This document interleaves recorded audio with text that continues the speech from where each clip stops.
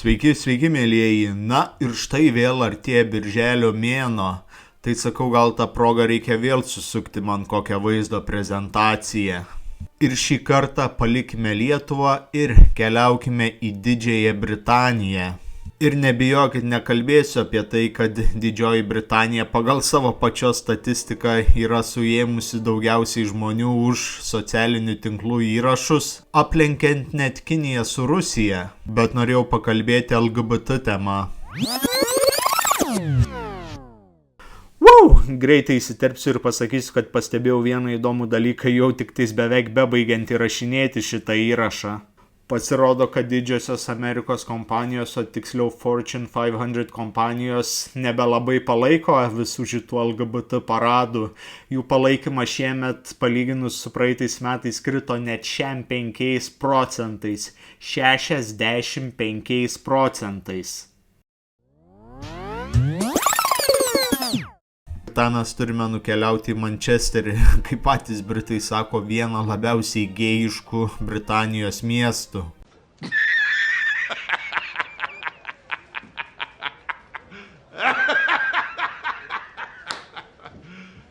You serious? Turbūt pagalvotumėte, kad ratintis viešoje vietoje netgi šitais laisvais nuo tabų laikais būtų kažkas vis tiek per daug. Bet galvokite iš naujo, nes pasirodo yra daugybė žmonių, kurie tai daro Mančesteryje.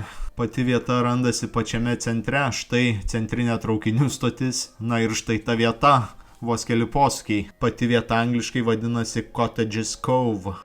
Lietuviškai tai įsiverčia į namelių įlanką, nežinau, spręskite patys. Namelių ten nėra, tai tiesiog požeminė vieta, kur nuteka kanalas. O pagrindinė vietos savybė yra, kad ten tiesiog pilna degeneratų, kurie tratinasi viešoje vietoje. Fuck were you guys just doing with your pants down? Were you guys engaged in a sexual act? That was fucking disgusting out in public. Netikite manimi, užmeskite akį į įspėjamąjį ženklą, kuris yra ten pakabintas.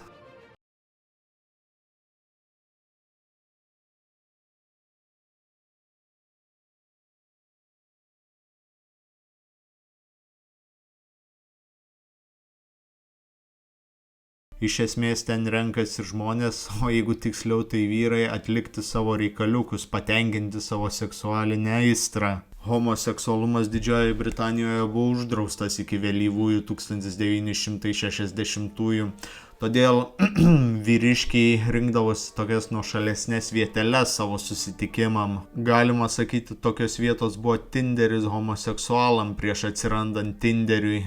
Nežinau, ar tai susiję būtent su šita vieta, tačiau teko skaityti, jog yra atveju, kad McDonald'ai Didžiojoje Britanijoje, o tiksliau tie ekranai, kur savitarnai yra ir reikia užsisakyti maistą, buvo nuteplioti išmatomis. Aišku, mieste, kuris atrodo va taip, manęs tai nestebina. Bet kuriuo atveju aš ten tikrai neskrisiu, tačiau pasižiūrėkite vaizdus, kuriuos nufilmavo kiti youtuberiai šioje vietoje. Can I just ask, why would you gentlemen hang out down here when it smells of piss? I just ask, guys, why are you all hanging out down here? What's the story here? Of you? Don't flatter yourself. This is a public path. I'm taking photos of the canals. We all know why you're here. Why is it I'm what? We all know why you're here. Why are you so concerned?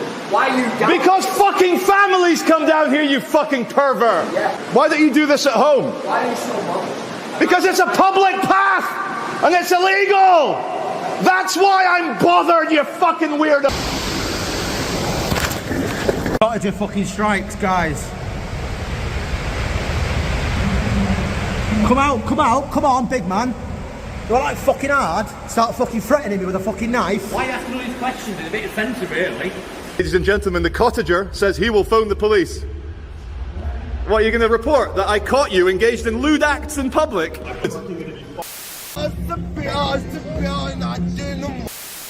Check out the Globo Homo art. Stop the claws. 2 female signs. LGTV 4K plus rights or human rights. Smash oppression. They all look like spiteful mutants. And then you've got someone with extremely hairy legs. They, them, she, her, ze, them, he, him. What are my pronouns? A history of drag. And everyone's favorite, we've got happy days, happy gays, happy theys.